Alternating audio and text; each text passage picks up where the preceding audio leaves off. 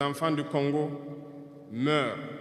children of Congo have been dying for years. Several other conflicts, such as in Sudan, exist on the continent. We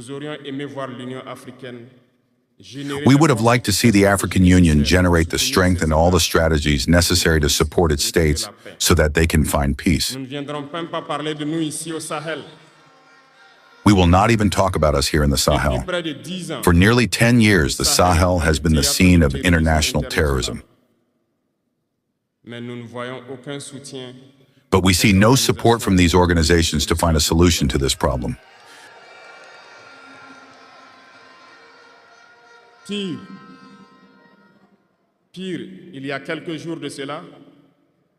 Worse, a few days ago, a foreign country in Africa openly announced that it had supported and participated in a cowardly, terrorist, and barbaric attack against the forces of our confederation. The African Union did not say a word to condemn this interference. The African Union did not say a word to condemn this interference of a foreign state in Africa in the internal affairs of our states. I would like them to hear this shout and get out of their silence and take action so that the youth can believe in the African Union. Now, before we continue with this bold speech from Captain Ibrahim Traoré, it is crucial to fully grasp the dire situation unfolding in the Democratic Republic of Congo, DRC. This is not just a localized conflict. It is a geopolitical crisis with deep historical roots, fueled by ethnic tensions, foreign interference, and the relentless struggle for control over the region's vast mineral wealth.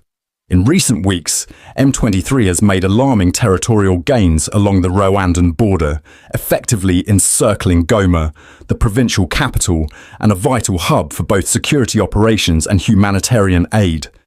With a population of roughly 2 million, Goma now stands at the epicenter of this conflict, as fears of a full-scale invasion grow.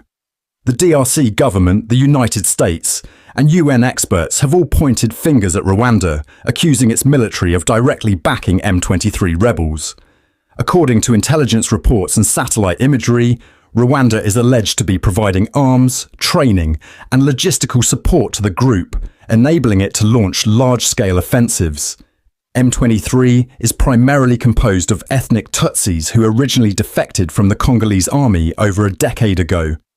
This ethnic component is significant because it ties the group to historical conflicts in the Great Lakes region, particularly Rwanda's own internal and cross-border interests. However, Kigali has adamantly denied all accusations, dismissing them as baseless and politically motivated. This is not just an ethnic or political conflict. It is also a war over resources. Eastern Congo is home to some of the world's most valuable minerals, including cobalt, gold, tin, tungsten and coltan, a crucial component in electronic devices.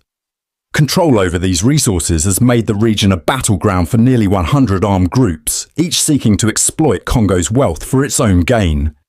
Many analysts argue that foreign interests, including multinational corporations and neighbouring states, have long played a role in fueling instability to maintain access to these resources. Rwanda denies all involvement. The DRC, the US and the UN claim otherwise. The question we must ask ourselves is, who has the most to gain from this war? Is this merely a proxy conflict with global superpowers silently manoeuvring behind the scenes? And more importantly, what is the solution? To gain a clearer perspective on the complexity of the DRC crisis, I will now play a crucial video featuring Professor Plo Lumumba, a distinguished Pan-Africanist and Kenyan lawyer. Known for his sharp political analysis, Professor Lumumba will provide a historical and geopolitical breakdown of Congo's struggles, shedding light on the hidden forces at play and the implications for Africa as a whole. The conflict that is pitting Congo, some say that the Rwandese are involved because the people that are fighting as M23 are of Tutsi stock, but they are Congolese. they come from around Kivu. The fact that a boundary was drawn by the colonialists and put them in a country that is now known as DRC, at one time was known as Zaire or Congo Kinshasa, does not make them Rwandese. So the M23 was formed deliberately because the people who are then christened as the Banyamulenge thought that they were being discriminated against. They thought that the Congolese administration in Kinshasa was telling them to go to Rwanda, which is not their country. And this is something that has been debated over time. In 1996, when the country was still known as Zaire, the former president of Tanzania, the late Julius Kambarage Nyerere, in 1996, when delivering a speech in New York under the Peace Academy, said that we must be very clear that the Banyamulenge are not Rwandese. The Banyamulenge or the Tutsi who are to be found or who are found in Kivu are Congolese. Because the colonialist border put them in DRC, Congo, and some in Tutsi, does not make them Rwandese.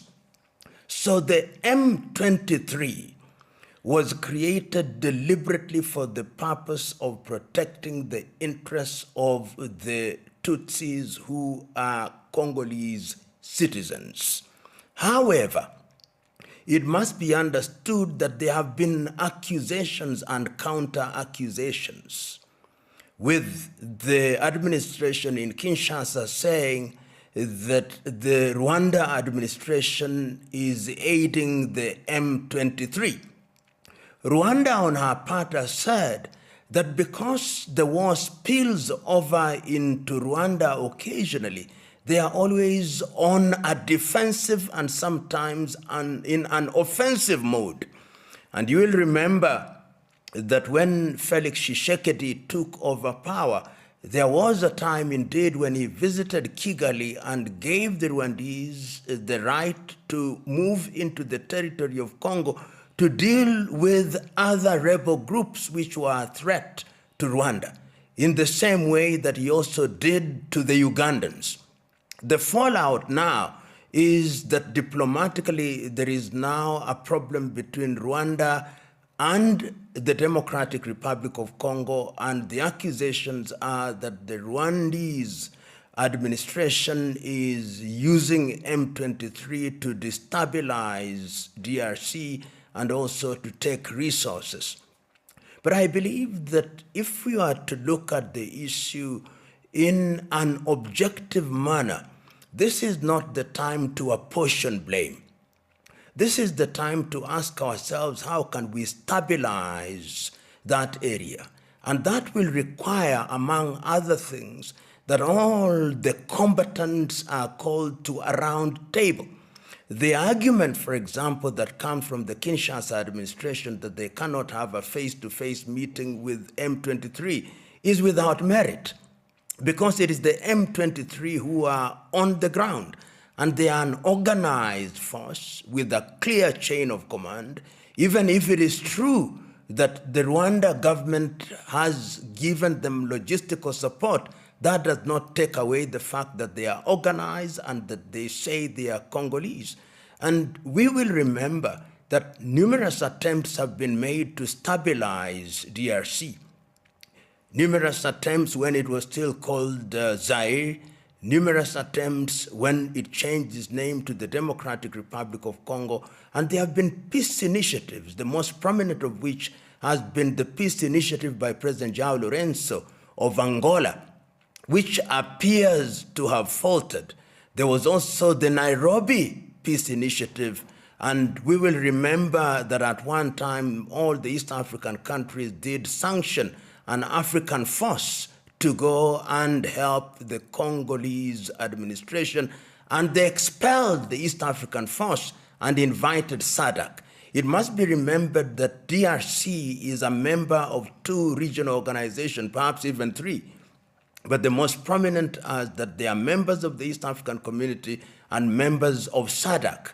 And as we speak now in the year 2025, it is the SADC forces that are prominent in that area. Internationally, we also have the UN, MONUSCO, which has been there for a very long time.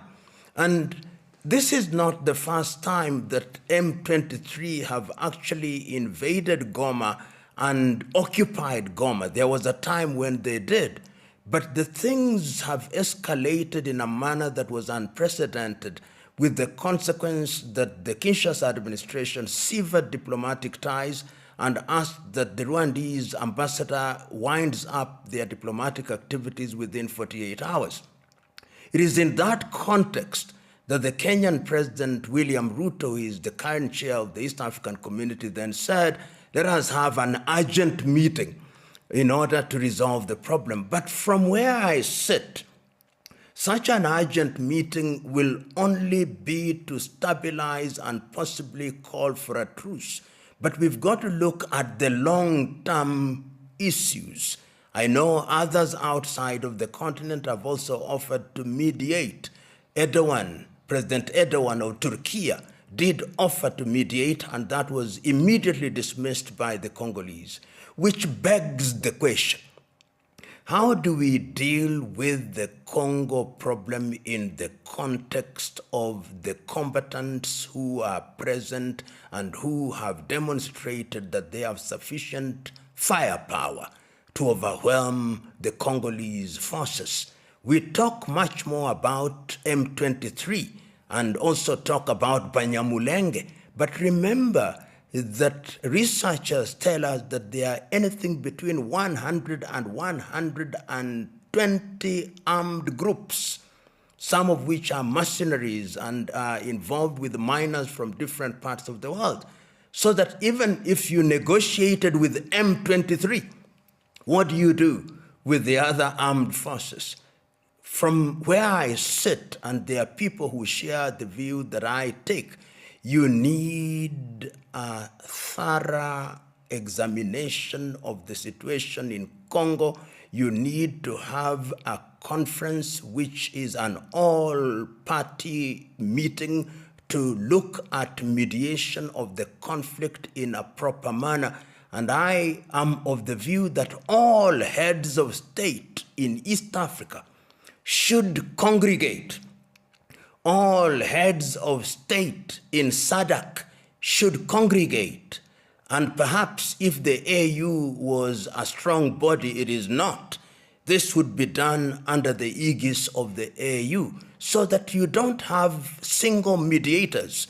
In order to underscore the significance of the situation or the gravity of the situation, heads of state should do the initial heavy lifting, with certain guarantees being demanded of the parties involved. Short of that, we are in danger of having an all-out war in the same manner that we had in 1996 and 1997, when we had what was called the First Congo War and Africa's First World War.